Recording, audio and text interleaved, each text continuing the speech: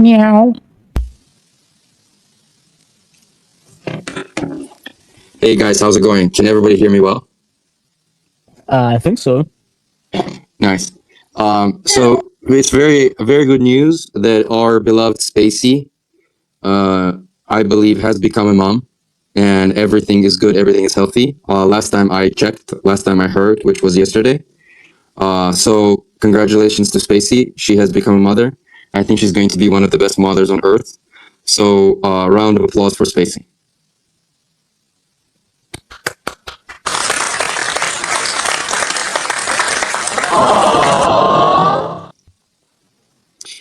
So obviously we are running the spaces this Sunday, 2 hours earlier than usual, because there is going to be a World Cup, I believe in 2 hours. And since it's already Sunday, midsummer in July, there was no point in further making it hard for people to attend if we were at the same time as the football match. So we decided to run it 2 hours earlier. One realization that I've had over the past couple of days is that I believe it's very important for us to encourage as many people as possible in the community to be wearing the Aeon NFTs. And there are a lot of people in the community that have 0 NFTs and are not rocking them, which I think is not optimal. There are also people in the community that have 10, 15, 20 NFTs, which I believe should also be discouraged at the social level. Why am I saying this? Because first things first, I think it's very important that we find a way for Aeons, especially Aeons that are particularly hardworking, but for one reason or another, do not have an Aeon yet.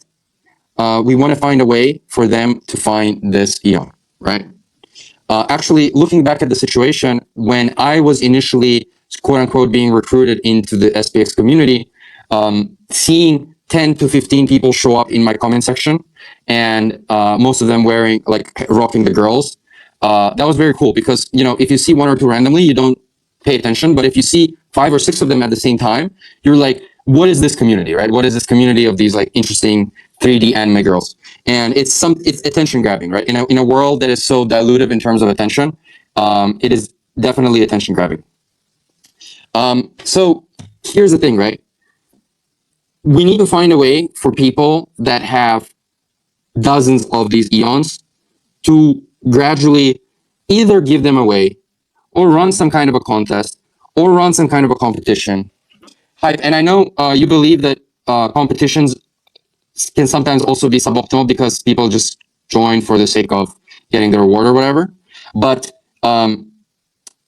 specifically, you know, whenever I have ran these competitions, and I ran like 7 or 8 of them over the past 2 years, I've always made sure that I'm not rewarding the people that I'm just seeing for the first time ever or have only been here for a week or 2.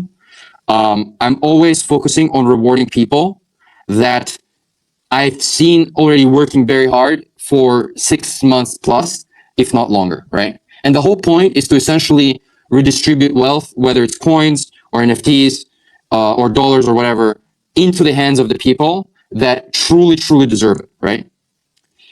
Essentially, it feels good to reward people that aren't here in the money, or that aren't here for a short-term gain in the first place, right? Because, you know, sometimes if it's a mercenary person, you give them money, next day they're not even going to be here. But if it's somebody who's already been putting their heart and soul out without seeking an immediate reward, even if you do give them an occasional reward, they're still going to go very hard. If anything, they might go even harder, right? So I myself, I need to check all my wallets, but I think I have 7 to 8 Aeons. I will be giving some of them away in the coming weeks or months. Anyone on the spaces right now, anyone on this spaces right now that owns a lot of them, like 5 plus, I would very strongly encourage you, and not just me, like I would encourage the community to encourage the quote unquote NFT whales to be gradually giving them away, especially to like super deserving people. Whether it's just an immediate giveaway, a tip, a contest, a long competition, a short competition, whatever it is, I think it's important for us to find a way to get the Aeons into the hands of the people, especially into the people that are going very hard, right? Whether it's tweets or raids on Twitter, whether it's YouTube, Reddit, Facebook, TikTok, make sure that once you are rocking this NFT, be rocking it everywhere on all platforms. And I know what the next speaker is going to say. You, Murad, is the first person who should be rocking an Aeon. And actually, believe it or not, for the first time over the past 2 years, I am very, very strongly considering it. Very strongly considering it. Yes. Actually, my issue right now is I'm trying to choose between the 7 or 8 Aeons that I own. But anyways, anyone who doesn't have an Aeon yet, Holy, stop spamming the soundboard. anyone who doesn't have an Aeon yet, I would strongly encourage you to rock it. And I've seen over the past 3 or 4 days a lot more people switching to wearing the Aeon. It's a very good thing to see. I understand that I'm admittedly a little bit late to this NFT vision, but now I was blind, but now I see, as the famous movie says. And essentially, I'm going to be encouraging everybody to be rocking them aggressively. The thing is that there are 3,333 NFTs, but there are only 1,200 holders, which means that obviously the median person owns like 3 of them or whatever, 2.5 of them. And gradually, not a lot of the people are going to be priced out of them. That's why it's very important to encourage generosity. So the optimal amount of Aeons for you to own is 1 or 2. If you have 0, get 1. If you have 7 plus, give them away. That is something that I hope not only people here on the spaces today, but I hope that it's something that we can make a part of culture and something that continuously for months and years to come, we should all be encouraging ourselves to effectively dress up our own people. You know what I mean? And this is the question.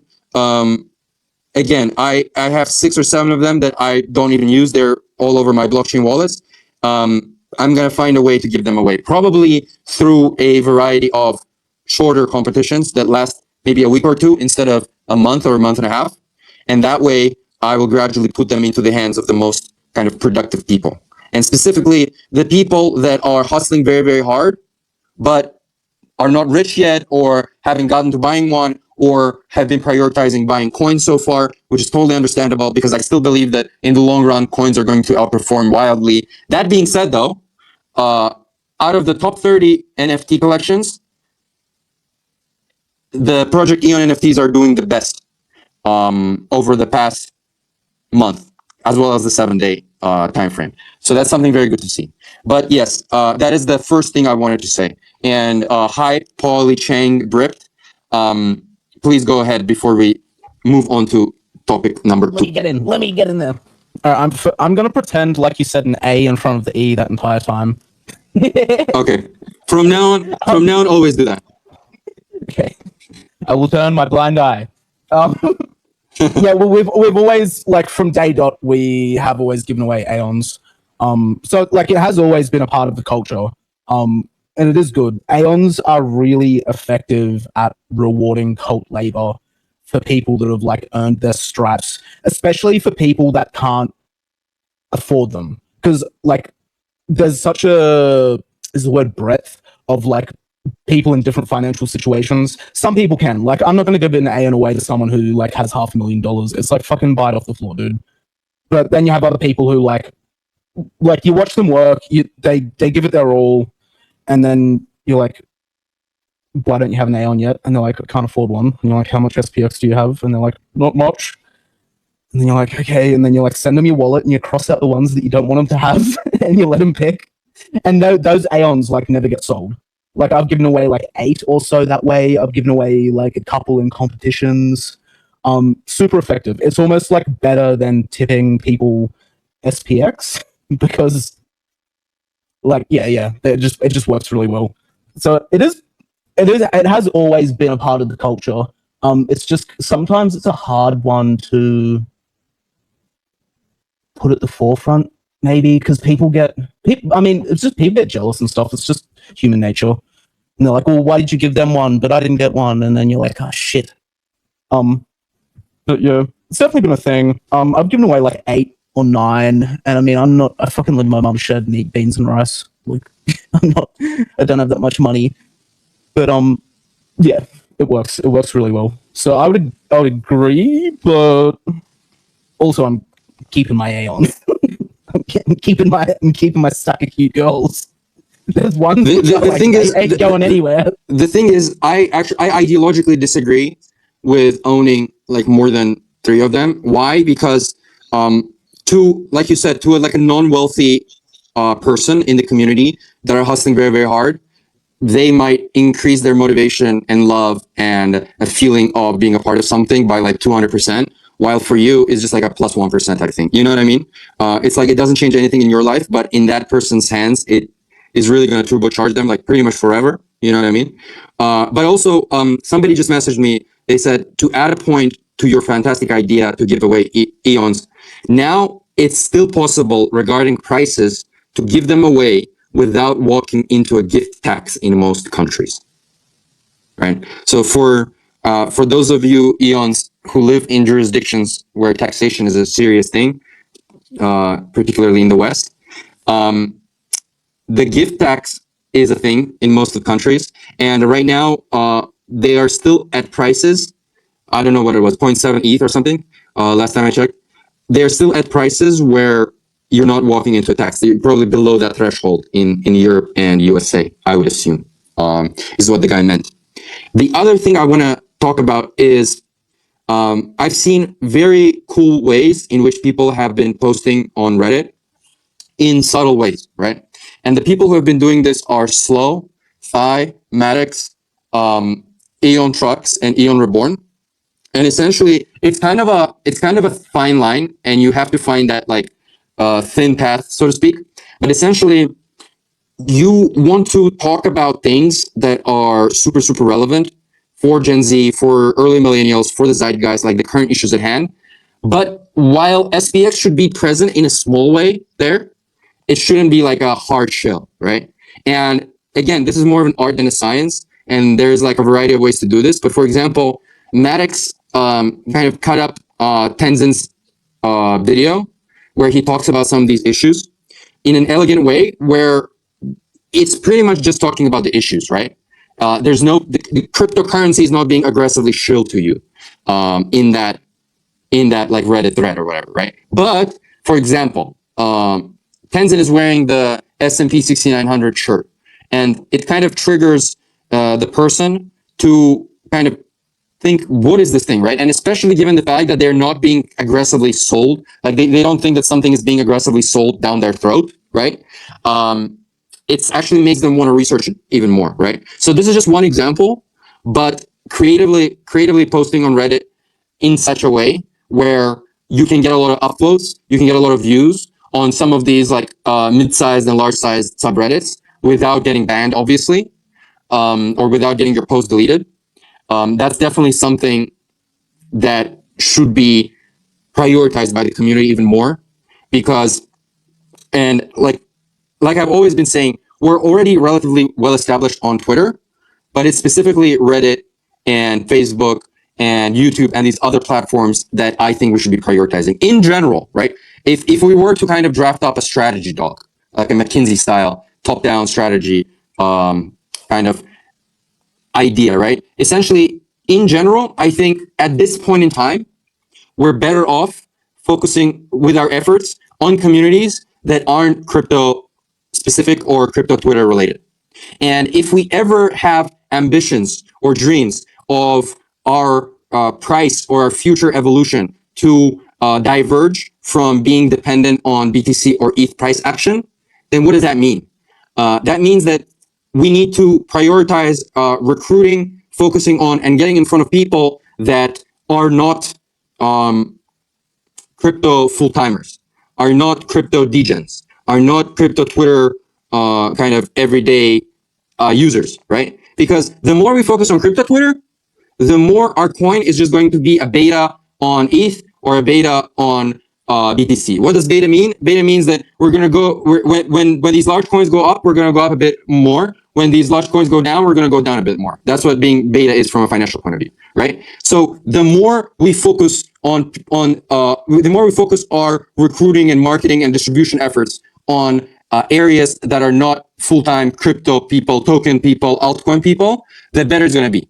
And in many ways, it's good because if we get those people in, largely because those are the people that have their own lives outside of Twitter, right? Families, full-time jobs, etc. These people, a lot of them are going to buy 2 to 5K and they're just going to hold it. Like they probably are just going to forget about it. And honestly, that kind of holder as a target median holder, that's much better than a crypto degen, because like the reason why crypto Twitter people or full-time crypto people are bad is because like 85% plus of them, they're not the hodler type. Why? Because every single day they have a temptation, right? It's like a new coin in front of their face. Oh, this chain launched. Let's go gamble on that chain. Oh, Polymarket launched. Let's go gamble on that. Oh, there's World Cup. Let me sell the coin and then go gamble on something else, right? And they're always tempted to trade, tempted to chart, tempted to gamble. And that's why full-time crypto Twitter people, they don't believe in anything, right? And that's why specifically, and given our specific cause, given our specific memetics, we should be focused on people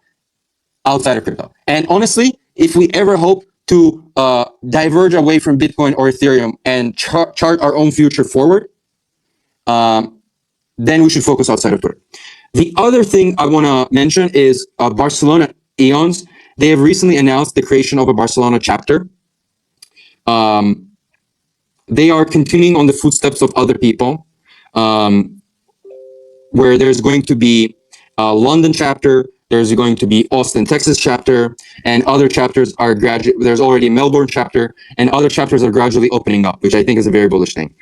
So the Barcelona guys have found a dedicated place where they will hold regular meetups and where they will create content and contribute to SPX together in one place on a regular basis. And before I move on, hi, Poly, Slow, Chang, Bript. Please go ahead. Sigma coin. Be the leader of the pack. Ow! I was just gonna say that I heard that Blaze just bought his 34th Aeon, so maybe he can. Slut. Blaze is Sigma. You have to have that Sigma mentality. Yeah. Wait, does he actually have 34 of them? No. No. I don't think so. What? By the way, another thing that people have been doing is, and I believe I've done that in the past as well. Some people just go to, like, let's say you own 10 Aeons or whatever. You talk to somebody, you're like, you can wear my Aeon whenever you want. But I kind of think it's a halfway solution. I think it's better if you just send an Aeon and have them own it, because in terms of the digital community, this thing is almost like a bracelet or a necklace or a watch in like MMORPG terms, right? Because that's exactly what it is. And it's one thing where you're just wearing someone else's for a bit, but it's another where you kind of own it on your own, in your own wallet, and you have like decentralized ownership of it. You feel like just much more invested spiritually. So I think, like I've said at the beginning of the spaces, we should find a way to give them away, essentially. One other thing. Oh, go ahead. No, you. I was just gonna say, recently, the Bronze Army kind of came together and bought Unk and Aeon, and that's another just idea that, like, if if you see someone that you're like, I think they deserve an Aeon, but you don't have money to just buy them an Aeon, you can always kind of try a little bit of your own little crowdfunding, like go to some people that you also think might want to, appreciate this person and fork up 50 or $100 or whatever. And so there are, kind of in between things you can do like that too. Yeah. Let me also explain to you guys why I have not put an Aeon yet. So even before joining SPX6900 community, and actually even before the quote-unquote meme coin super cycle, that was like a big thing in October, November 2024. I already had, I believe, somewhere between 100,000 or 150,000 followers on Twitter, right? And the reason why I have not been wearing an Aeon so far is because I thought that for the sake of the SPX6900 community itself, I mean, not to pat myself on the back or anything, but my little logo, my kind of avatar, it's something that's been on crypto Twitter since like 2017, right? 2018. And a lot of Bitcoiners, a lot of altcoiners, even some macro people or whatever, they know essentially my logo, right? It's kind of like a well-known thing. Think of it as like a very small scale Chupa Chups or Nike or McDonald's or whatever you want. Pride flag? Yeah, but essentially, I thought that it's better if kind of I remain with my logo that's already kind of known in the crypto community, so that at the psychological level, whenever my tweet kind of like pops up in the timeline or in the algorithm or whatever, people can immediately and quickly go, oh, okay, this is Murat talking, it's Murat talking, without even the brain kind of registering the texts or the names or the likes or whatever. They can quickly associate like the logo with the person. But now we're coming to a point where, okay, that's kind of like on one tip of end of the scale. On the other is I want to have like solidarity with the SPX6900 community and be rocking the Aeon as well. So, hi, Paulie, Chang, Slow, Ilya, Brip. What do you guys think about this thing and kind of the pros and cons of the situation? I think you're right in what you did, but I think we can go glow for glow if you want. We can put on the glow Aeons. By the way, on the timeline. Hype, why would you assume that I own a glow? You gave one away. Right? Right. Why would you give one away if you didn't have a second of the slip? Right. I gave one away, but that doesn't imply I have another one, does it? I think Murad might put on one of the black nuns. That's my feeling, potentially. Murat, what's your actually favorite trait on Aeons? Ooh. Do you really want to open that Pandora's box? It would look cool. So actually, the white nuns are my favorite. Oh, okay. Base. It would look really Badass. cool, Murat, if you just overlaid your girl on top of your current avatar. So you keep what you've got and just overlay the girl without the background, and then you'll be recognizable. But you'll have this new girl, and you just do one post, and no one will forget it. That's actually a good idea. That's definitely something to consider. What's funny about you talking about it today, Murad, is the Bronze Army was talking about this in chat earlier today, and that. Thanks for bringing that up, Paulie, because that's exactly what we were kind of talking about. Was so I don't know. Someone had recommended like us buying you an Aeon, and some of us were like, no. He's filthy rich. He's fine. He has Aeons. We don't have to buy him one. Just get him to put it on. Yeah. I personally think it's actually I think Murad's current profile picture is better, in my opinion. Get out of here, base god. Get off the stage. Controversial opinion. I think it's good. I think it's good for someone in his status to remain independent somewhat. Yeah, that was kind of to be more broad reaching to everybody. Yeah. So the reasoning that base god is explaining right now is exactly why I haven't put it on already. Then you shouldn't be pro SPX then, if you don't want to be affiliated with anything else. No, but the thing, but the thing Here's is, Chang with the most controversial bullshit. the thing is, I am doing what I believe is better for SPX, right? So you know how marginal investors, they essentially they join something when let's say you were trying to promote like Doge or Shiba Inu or whatever, right? Yeah. They think it's like more quote unquote credible if somebody who doesn't have a SHIB on their avatar is promoting SHIB from like a quote unquote impartial type view rather than them just being yet another part of the SHIB army. But on the other hand, again, it's pros and cons, right? And this is kind of the strategy and the ideology that I've been pursuing for the past 2 years because I was trying to be quote unquote more optimal or whatever. But you know, as Chang and Hype would always say, you don't always need to be like autistic and treat everything in life as a strategy and just do what your heart desires to do. And maybe I mean, if you really want to put it on, I can't stop you.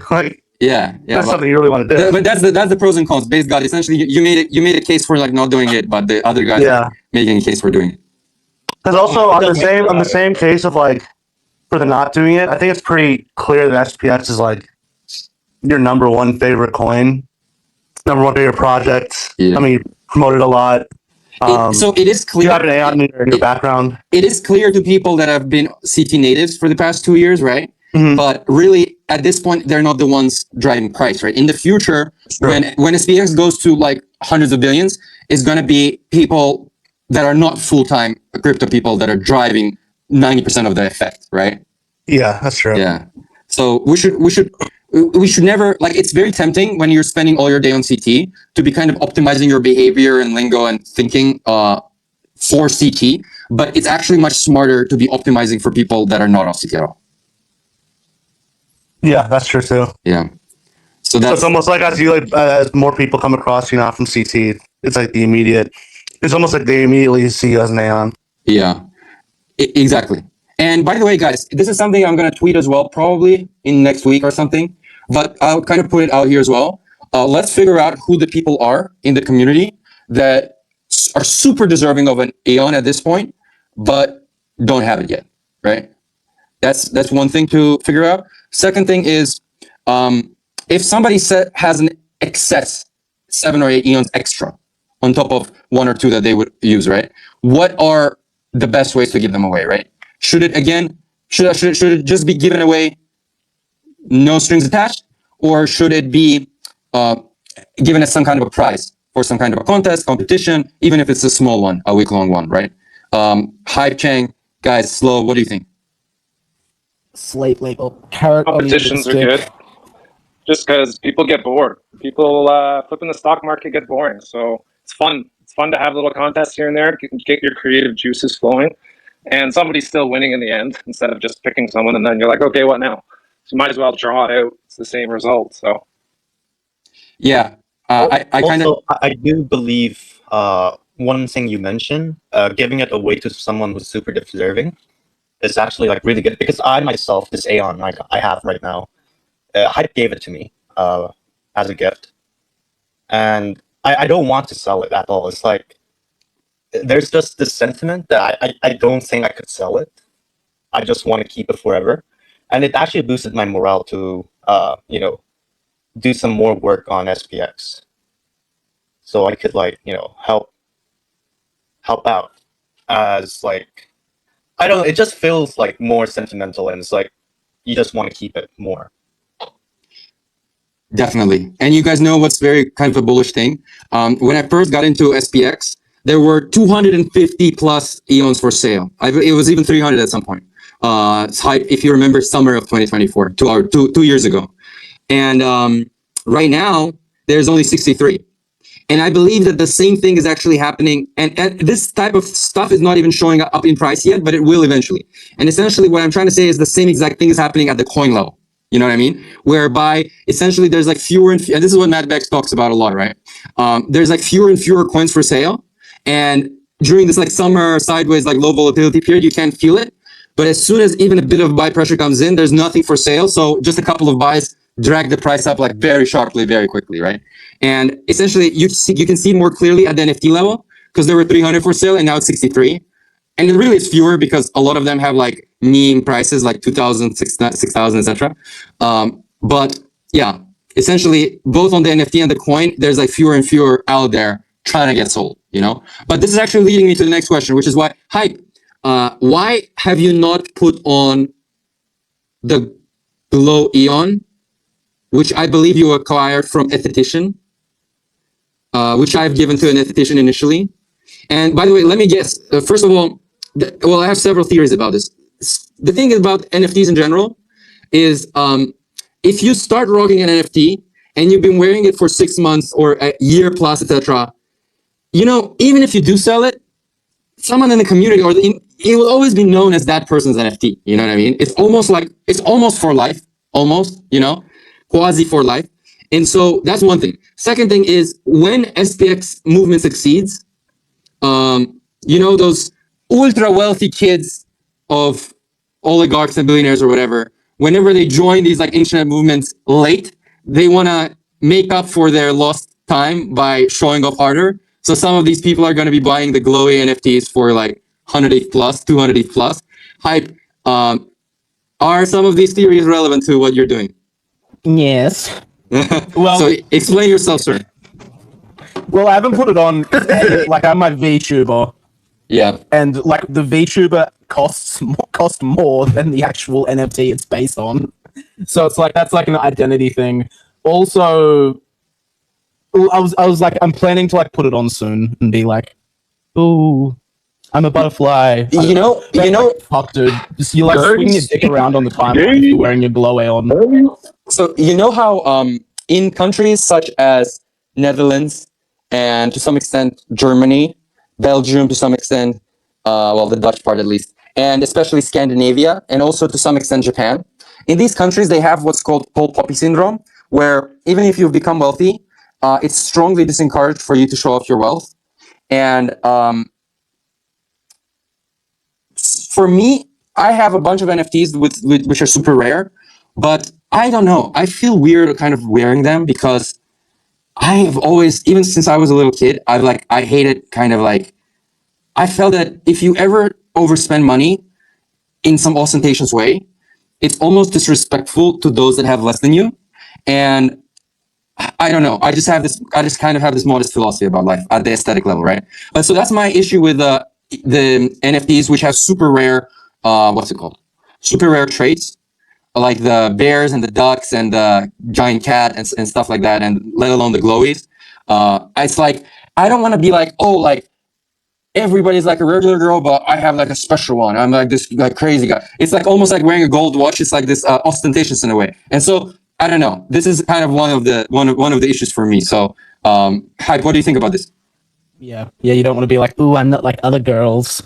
Yeah, no, I feel that as well because Yeah. it can be like just because of like the industry. Some people have a lot of money, some people are trying to make it, and it's usually the people that are like trying to make it that have the most fire in their guts, and they're almost the easiest to demoralize when like other people are like wealth flexing, Yeah.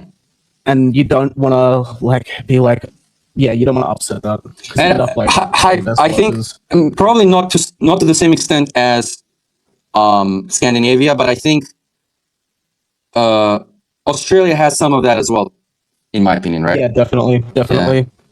Yeah. So so you know what I mean. But yeah, Crabs in a bucket. yeah, exactly. There's pros and cons. The pros is that there's like more, you feel more like a solidarity, but the cons is that it's like bad for like innovation and startups and like crazy, because like all innovations, they require in like unequal outcomes, and they require like eccentric and hyper individualistic personalities, and you know what I mean, right? So it's like pros and cons. Yeah. So it's like what they say, like Scandinavia is a great place to be if you're like middle class, but you probably want to be like in like California if you truly want to build something great or whatever. You know what I mean? Yeah, what do you think about, because we have this sort of like fine line that we do have to toe with SPX, where like upper class people and rich people, like we need their money. Yeah. Like, we want them to buy SPX. Yeah. But they'll only buy stuff if it's advertised at them from another rich person. Yeah.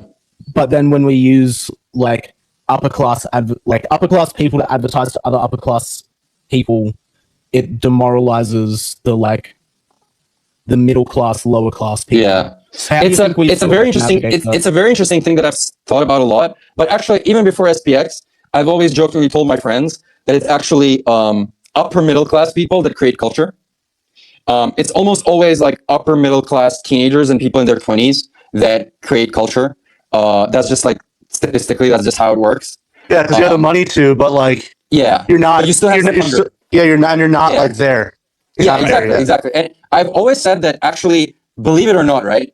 The biggest privilege in life is being born into an upper middle class family, where you have like a complete like family unit with your parents love each other, etc.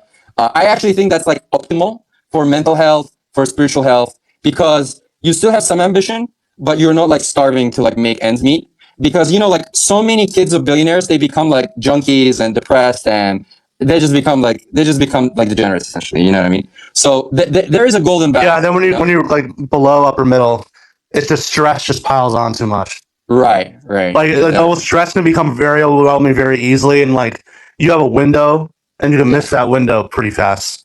You know, it's funny. When I was at university, like the middle class kids, they always studied STEM, right? Because they needed to really show it to the future employers. You know, I am technically minded. I know math. So they would study like mechanical engineering or computer science or something like that, right? But then the kids that were insanely wealthy, right, from generational families, they would study, and it was kind of a flex now that I'm thinking back at it. They would study art history, philosophy, classics, and That's these so things true, that have actually. they would study things that have fuck all to do with any marketable skills because they knew that no matter what they do, they have something lined up, right? Or they probably Yeah, would. they had the privilege to Right. study what they love to study. Right. They would even skip investment banks entirely. They would go straight to private equity, right? After bachelor's. Yeah. But it's funny. It's funny. But ultimately, it doesn't matter. I think eventually, I believe that there will be, if you actually, there's a guy called Turchin, and he talks about overproduction of elites and also counter elites. And essentially, he says that change in society occurs when there are more people with like bachelor degrees and master's degrees and qualifications than there are jobs or positions to satisfy them, right? And then essentially, it's this like angry, high IQ, upper middle class people that want to like change things up.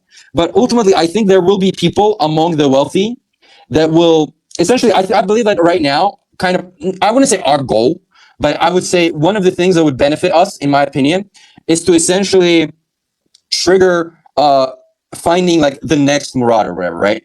In the sense that we are at a point, and I believe that we were also at the same exact point in July 2024, and right now it's July 2026, where it was like a pump, then it's like retracement, 80%, 90% retracement. Now it's like going sideways. Whoever wanted to sell has sold.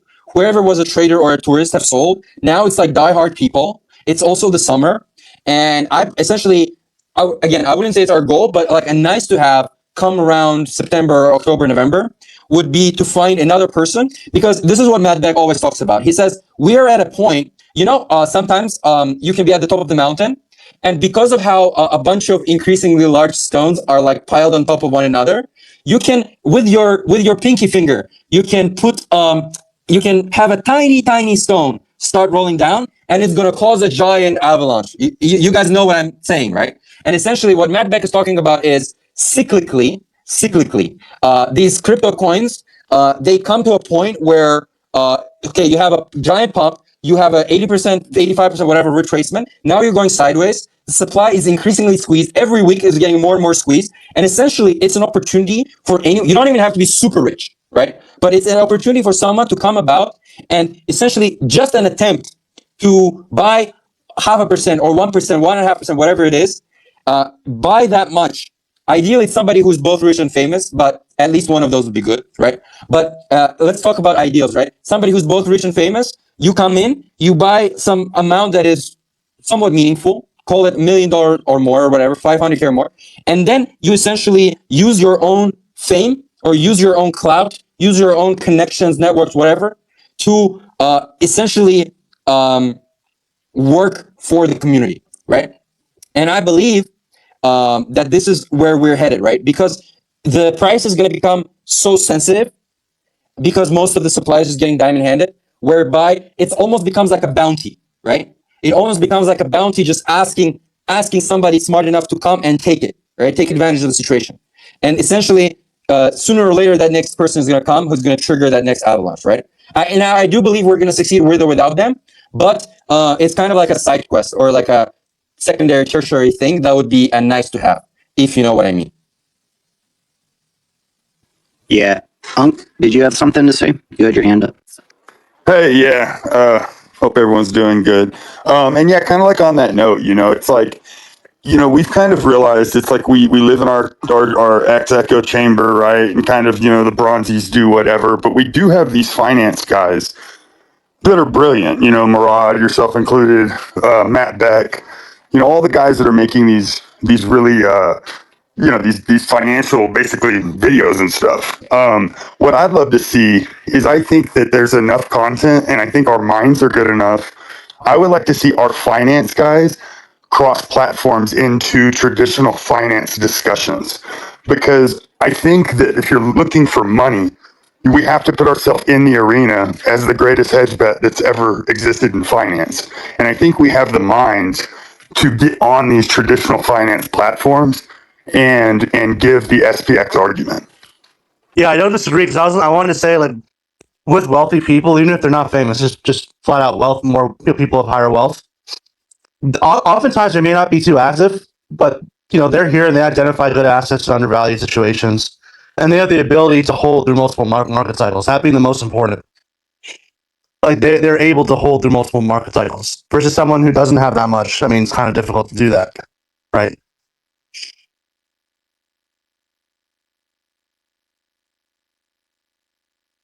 Yeah, I definitely agree with that. Based, that's a good thought.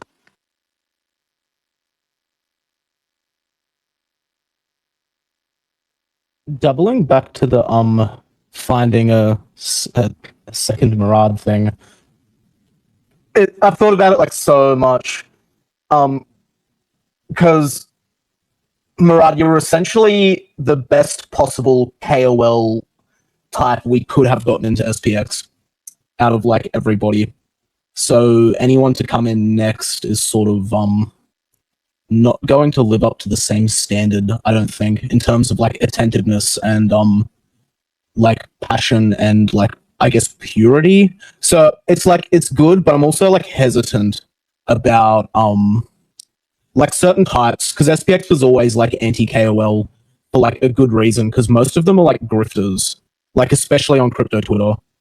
So I'm like hesitant with like introducing like another big person into the mix, because it can like they can bring their zealots, they can fucking like a pretentious. I mean, ideally, actually, in the best case scenario, it wouldn't be even be a crypto Twitter person, right? It would just be finance as a whole, or like markets as a whole, or social media as a whole. You know what I mean? Crypto Twitter is like crypto Twitter is a small world, and hype, you don't know the half of it. I'll tell you straight away, because I know a lot of these people quite intimately. 95% plus of crypto KOLs are just trash. And even the ones that aren't, they are unbelievably cynical. Unbelievably, how should I say this? Like they don't have belief or anything, right? Whenever so the thing about SPX6900 is it's an extremely idealistic idea, right? It's like peak extreme idealism, right? And whenever you tell people, I'm also like personally from like the post-Soviet world, and half of my friends are American, half of my friends are like from the Soviet area. And especially it's like when you tell people that are outside of the first world about, oh, we're trying to flip the stock market, they're like, huh, you are gonna flip the stock market. How are you gonna do this? It's impossible. It's whatever. It's not gonna happen. And the crypto Twitter calls, they're the same thing. They're like, they're always like increasingly, I don't even talk to them, but the handful of times that I do talk to them, they're always, you can just tell that they are operating on 1 week time frame. 1 week time frame, right? We here, SPX6900, I mean, I can't speak for everybody, but I'm trying to think in like 8-9 year time frames at least, right? But these guys, they're speaking in 1 week time frame, right? Essentially, their goal is, how do I quickly make a bit of money to buy like some next thing I want to buy, right? That's literally how most of them operate. And this is people with 3 million, 5 million plus, but they're still acting in this like very low frequency way, right? And I try to explain to them that, look, in order to get these like gigantic type outcomes, first of all, that's always going to be at least a 2-3 year effort minimum. Like anything else great in life, you need at least 2-3 years, and that's a bare minimum, usually 5 year plus, right? But also, it's just like you need something that's where the energy and the spirituality is at a higher frequency, at a more ambitious level, at a greater global scale, if you truly want to succeed. Because this game of PvPing for a very quick buck and just, I don't know, a couple of chat rooms just engineering exit liquidity on Twitter, just trust me. Of course, it's going to be cyclical, but on long time frames, it's just going to keep being smaller and smaller outcomes, right? And by the way, and I don't mean to shit on any other coins, right? But just even if we forget Pump Fund, and if you just look at animal coins, right? We had Doge, which went to 85 billion, right? Then we had a ship that went to 55 billion, right? Then we had Pepe that went to 12 billion, right? Then we had WIF that went to 4 billion, right? Then we had PopCat, which went to 2 billion, right? And then we had a long tail of a bunch of them that went to 500 million or whatever, right? And you can see, and I believe this is actually the market / society, which are the same thing really, but they're actually telling you something. They're telling you that even at the PvE level, forget about the PvP short-term coins, right? Even at the PvE level of coins, the idea of an animal coin does not satisfy the market anymore. It does not satisfy the people's hearts and souls anymore. And this is what I personally realized back in, well, this is what I theorized in the summer of 2024, but even the subsequent fall of 2024 and early 2025 proved it again, right? Essentially, I believe that the next 100 billion plus coin, it is not going to be an animal coin. It needs to be something spicier. It needs to be something crazier.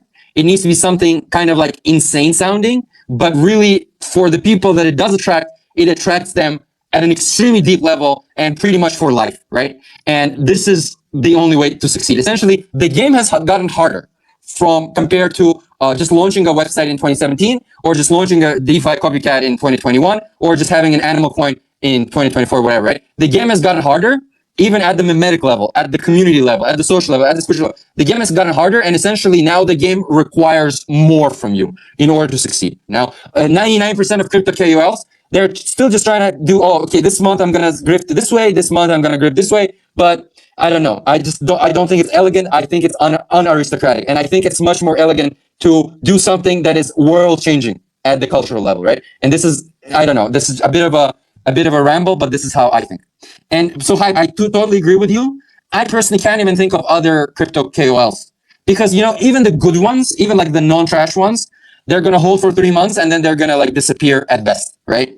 At worst, it's going to be a KOL that further dilutes the culture, right? I mean, ideally, we get someone who's more from like TradFi, macro, finance as a whole, stock type level, or even wider than that, right? But Hype, you said we're going to succeed with or without KOLs. I agree with you. It's actually either we get like 1 or 2 critical quote unquote KOLs that push disproportionately, or you get 10,000 people, right? So you need one of these two, right? And we can go the KOL route, a couple of people that affect disproportionately, or we just go little by little and we get 10,000 people that are smaller in size, but they start to matter once it's another 10,000 people, right? By the way, as I'm saying this, Maddox just messaged me saying that he may or may not be considering of putting on an Aeon as well. So I've seen a bunch of other people putting them on as well. He might be putting them. I'm gonna pressure him. I'm gonna try to talk him into it as well. But it appears that he himself has already been expressing an interest to do so, having seen a bunch more new people putting an Aeon on this week. Hey, Blaze here. I wanted to step in and comment on the Aeon thing. I think it's amazing for the community to try to like identify who really deserves an Aeon right now and find a way to get it in their hands. But what I would also say is, the flipping is going to take a long time, and there's going to be people who haven't heard of SPX yet, who come along in the future, who are going to be instrumental to the flipping, and for that reason, I think it's okay to have, more than a handful of Aeons in good hands. If those people at a later point realize they need to live a little bit of a peaceful life over Greed Arc, and when people arise that are deserving of Aeons, that an Aeon finds a way into their hands through gifting. So it's not just like a flat thing where we need to distribute them like all right now. It's like they can kind of act as a time capsule turbo boost for the network in the future kind of thing. And the people who have a lot of them right now can act as good arbiters. And, there's an internal threshold because they love the Aeons. Like there's a reason why they have so many. And for them to give one up to someone, it means that person really deserved it.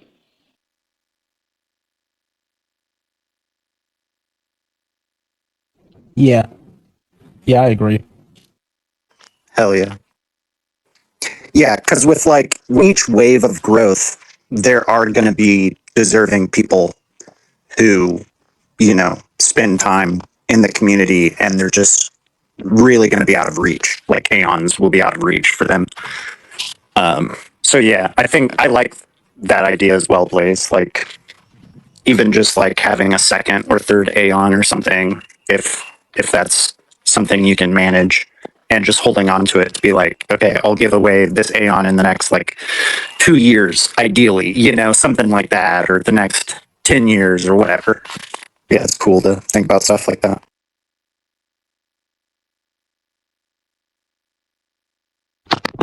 Because like in a lot of ways, right, the whole like idea of a meme is that it's like created again. It's like a copy. You're like trying to spread this thing, this idea. And so like, yeah, giving away Aeons to people who really deserve it. Like we are trying to like create new copies of nodes in the network. So it's cool to think about it that way for like long-term growth. It's going to be difficult, to give up an Aeon. So It fucking sucks. yeah,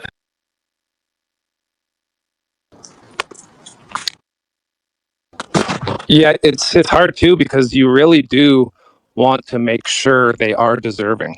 And like we're talking to each other online, we're not really meeting IRL, and you give something this precious up, and we've seen in the past where that person disrespects that, and that's hard. So it's like you really got to make sure the person's deserving. Yeah, I think it usually takes about 6 months or more. That's why I tend to keep mine for like jobs that I need done, and the people that you end up like working with on things for like a good while, and then they just don't have the exposure, and you're like, thanks for doing all of this free labor, and then you like give them that as like remittance. Yeah, and that's when it like works well. I mean, that's like my personal tactic. I mean, for like otherwise, yeah, you can like crowdfund them or like competitions as well. But yeah, carrot on the end of the stick is sort of the way I do it. And yeah, yeah, maybe. I like what you said about you're working with someone, and like you have an idea that you're gonna give them an Aeon at some point for their work, and that you've kind of personally vetted them and their character and what they're about here in SPX first, as opposed to like kind of a general open field competition, because the open field competition can go a little awry, and you could end up having to give an Aeon to someone who like will take it off in a couple months, and that's not cool. no, I had it with the IRL comp where so the one I gave Seb, he still wears it, and he was like, I can't sell this. The one Hector still wears his, but then the person who came third place was just like a Filipino guy, and he like instantly weathed it, like instantly, and I was like, bro, like, fuck you. And then he was like, and then I still had to send him his like SPX winnings, which he was trying to convince me to convince the other winners to like even out the pool, and I was like, dude, you weathed the Aeon within like 20 minutes of receiving it. Anyway, yeah, so Dude, it sucks when people just- own? yeah, yeah. That's what I'm talking about. Yeah. dude, I like being in this space for so many years. I've realized I would never tip somebody in the community if I haven't seen them like go hard, even without any tips, for like a while, for like at least several months, right? And if it's just like one video or one meme or one action, that's just like not enough. I need to see them like go hard for like a quarter plus, without any expectation of anything, and only then it feels good to tip somebody, because even before meme coins, like having run competitions in like other communities, I mean, I don't mean to sound elitist or whatever, but you would have people from the third world kind of like join the competition, and then whoever got the reward didn't get the reward. the day after they would be nowhere to be found ever again, right? So to them, it's like, some of these competition rewards or whatever, they might be like low if it's like ninth place or whatever, if you're in the first world. But for somebody in the third world, it could be a life or like, okay, it could be a month changing or a quarter changing amount. And they would just do whatever. But it's like, that's just not it. You know what I mean? Yeah, for sure.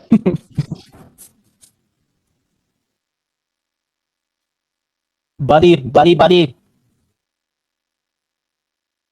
Yeah, it's crazy how many people pretty much exploit the crypto communities, the meme coin communities, saying like, oh, this is for charity. They take pictures with like the disabled Filipino kids. They take pictures with the little African starving kids.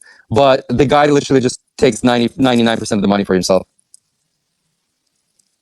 It's just business. And it's crazy because, you know what's interesting?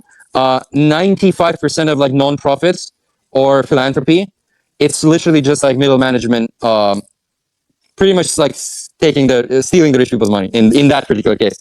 And at the end of the day, when all is said and done, only a tiny fraction actually ends up going to like the poor or whatever.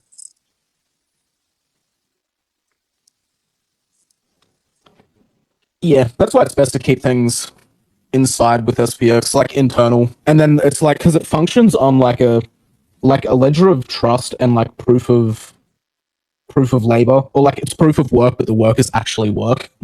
And then you like build that up over time. But I swear to God, if anyone after this space, if anyone is LARPing as poor, I'm gonna be so mad. If someone's like, oh no, please sir, I only have one Aeon. I live in my mother's shed. Buddy, please. Buddy. Someone crowdfund me. Hey, buy my Patreon. Fuck. But what if I'm having a spiritual emergency?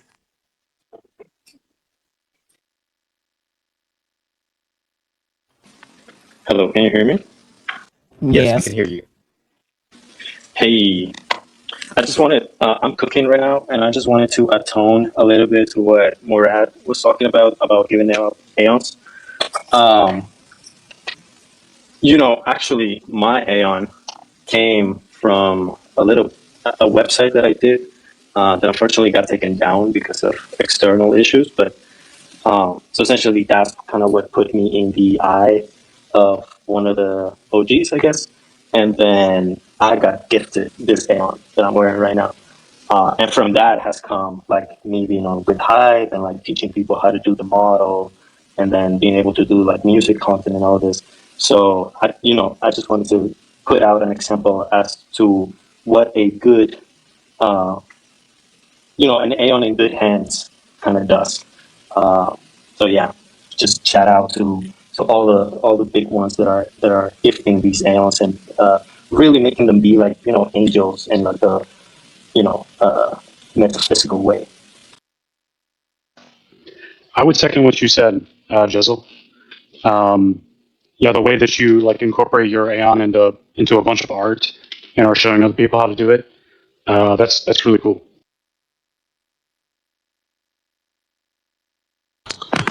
Yeah, it's funny we're talking about this today, Murad, because I've been kind of posting about this for a few days, and I put a post up today. I put it on the Jumbotron, just about like the thought of like 5-10 years down the road, like the people joining SPX, this culture is gonna like the door is gonna be closed on this group of people. The people wearing these Aeons that have had them on for 20 now years, and they're worth who knows what, and there is no buy floor. Like it's gonna be something that people are just gonna be like, wow, those guys were so early. Yeah, definitely. That's what I believe as well. And here's the thing, right? It's already at 0.7 ETH. It's probably going to be at like 3 or 5 ETH at some point, right? The floor. That was actually the biggest problem with NFTs and why they couldn't scale. The NFT only communities in 2021 is because, for example, like Basie or Macy or whatever, right? There's 10,000 pictures, but at the peak of the bull market, they were costing how much? 100 grand plus, 150 grand. and then that's the cheapest ones, right? Which means that by definition, only the rich could participate. Not only that, the problem was that it could only be 10,000 people, right? So your community theoretic, and of course, in practice, there was only 6,000 because a bunch of people owned more, right? So in practice, the maximum size of any NFT community was capped at 5,000 rich people. This is why what the NFTs communities try to do later on is they made a second collection and the third collection and the fourth collection, the fifth collection, etc. But that doesn't socially scale as well as a coin, right? Now, that being said, though, in SPX, it would be nice to have people that tweet the most, comment the most, rate the most, and just the most active in general, and rock their Aeon PFP on all the platforms or most of the platforms. It would be beneficial if at least like these active people, these captains, these lieutenants, right? If at least they're rocking the NFT. So I totally agree with you, Blaze. It obviously doesn't all have to be overnight, but of course it's a free market, right? And I just want to encourage culturally that if you are somebody who has 5, 6, 7, 10 Aeon NFTs, we want to gradually make them available to people that are pillars of the community, but just like happen to like not be so rich or have correctly, I believe, prioritized buying the coins, right? And I want to lead by example. I believe I've already given away 3 Aeons. And I think there's another 7 or 8 I can give away, and I'm going to be doing that. But I agree, it's good to do it gradually and to ultra deserving people, and it's good to kind of give them time to prove themselves, rather than to just force to do this in a quick way.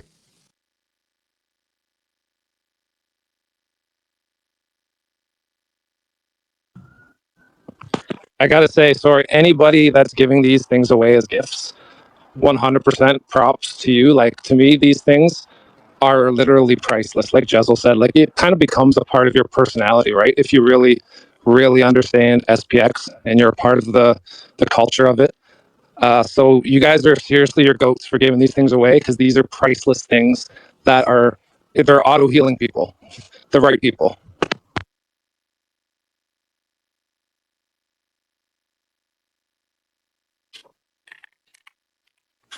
Hey, Britt, are you there? Yeah, what's up? Love you, dude. Gay. Man. I always love If you. does anyone want to give me compliments? Shut the fuck up, Hype. Shut Stop up. flexing on us, you 500 tyrannical piece of shit. See, this is why I didn't want to put on the glow on Rod. Hype, by the way, are you going to keep this on forever, or is it just for a little bit? Probably for a while. Yeah. Until I need to go back to the burger. You know, I was Pink actually brown. I was hesitant to give that one away because it was funny. Back in the day, I was wearing glasses. I switched to lenses afterwards, but it pretty much had like the same glasses that I used to wear. So it really fit the bill, you know. But F Edition back in the day, he did that crazy thing with the what's it called? Well, he did the crazy truck? he did the crazy thing with the trucks. So I gave it to him. What's funny was I believe it's crazy because I only bought it for 5 ETH. I bought it from a lady. 7. I think, I don't know, because it happened through like a middleman of a middleman of a middleman through a friend who's like deep in the NFT community.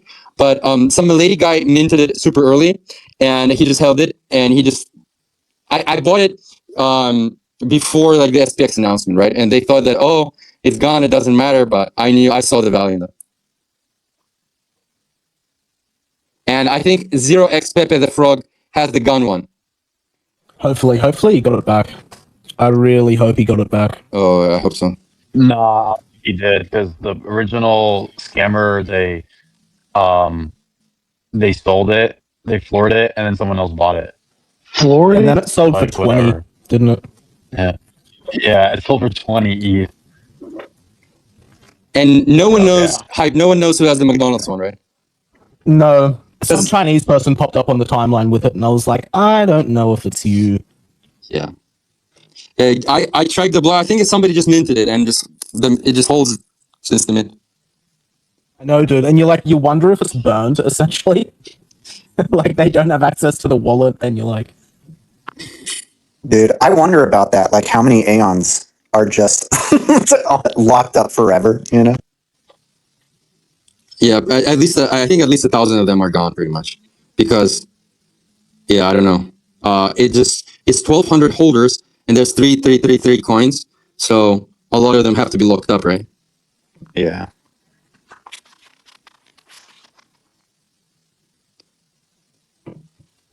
they have been going like hotcakes, though, which is good. It's been really good to see.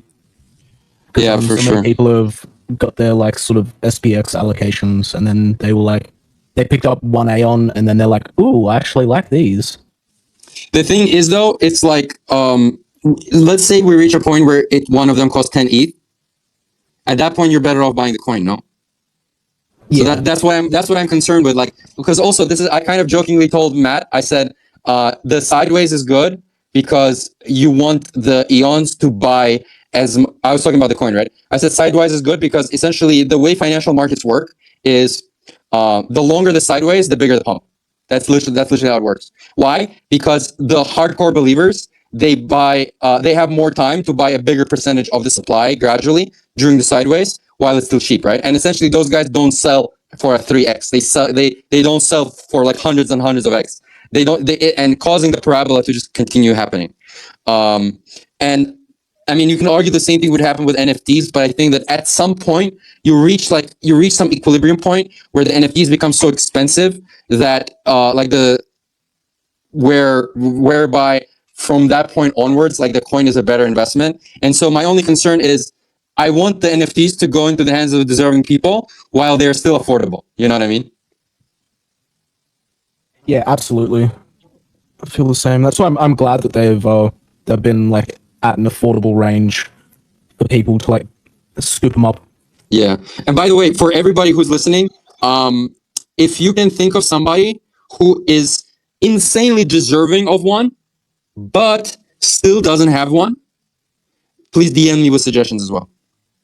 I might put kind of like a poll / tweet next week, asking the community about this. But if you have clear cut deserving people, because I will be giving mine away with a variety of ways. Yeah.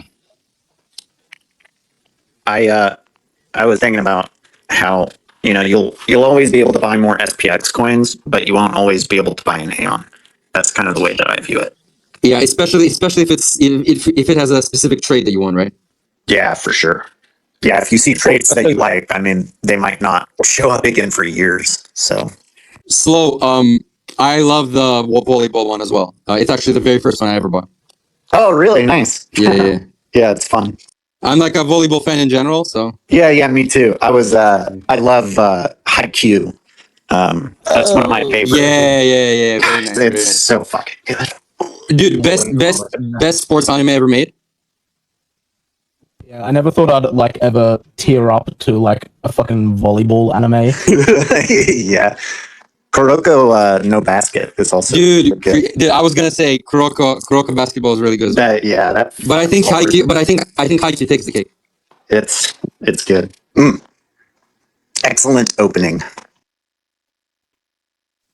Blue Look is up there as well if you ignore the animation. I've seen the first. That's the soccer one, right? I've seen the first season of that.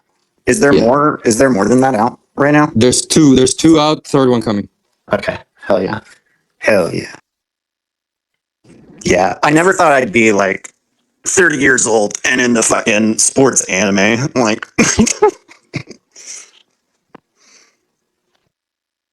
And here you are. and here I am. You know, Slow, I jokingly told somebody a couple of weeks ago, I said, back in the day, the anime protagonists used to be 15 years old. Then they were 25 years old, and now they're 34 years old. And it's like, and it goes to show how all over the world, in this kind of like late capitalist system, I guess like people stay younger for longer, but also kind of young adults or even full-on adults, they're continuing to kind of escape through the same mechanisms that they used to escape in their teenage years or their 20s or whatever.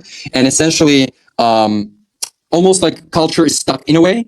And it's like, in some ways, the world hasn't changed that much since 2006. But all of the bad ways, it could have continued intensifying.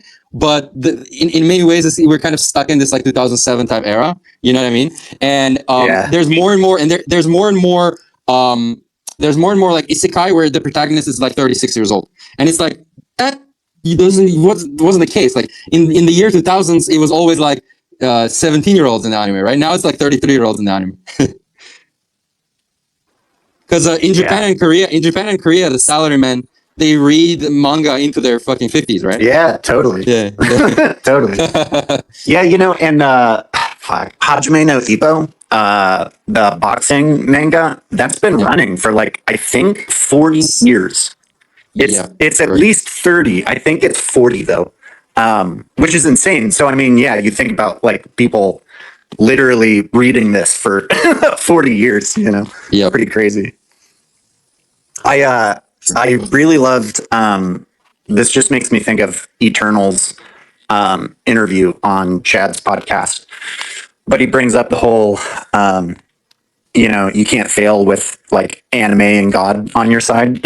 And the like sentiment that like a lot of anime like does revolve around, it's like rebels, outcasts, you know, people who don't fit in, kind of like coming together, fighting against all odds. It's very like symbolic of what we are doing and trying to do.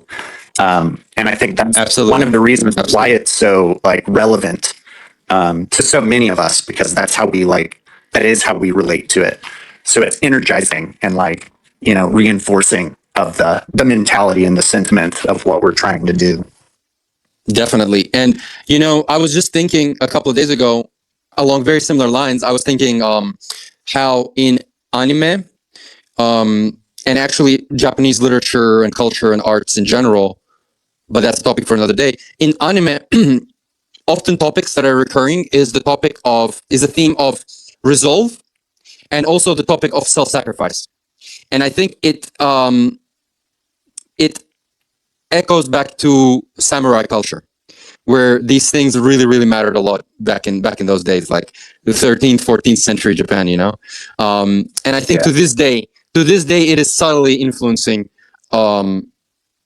Japanese anime, because anime comes from manga comes from written, like Japanese novels. And it all comes from those traditional classics and epics, like 9th century onward, right? So you still see these things. It's like these particular topics are particularly emotional to the Japanese person. Yeah, for sure. All right, guys. So as we know, some of you want to watch the World Cup. I myself am not a particularly huge fan. I may or may not be watching yet. I'm not sure. But I think we should be wrapping up for today. 30 minutes to Spain versus Argentina, I believe, is playing. Thank you very much for everybody who has made it. And once again, let's get Aeons into the hands of as many people as possible.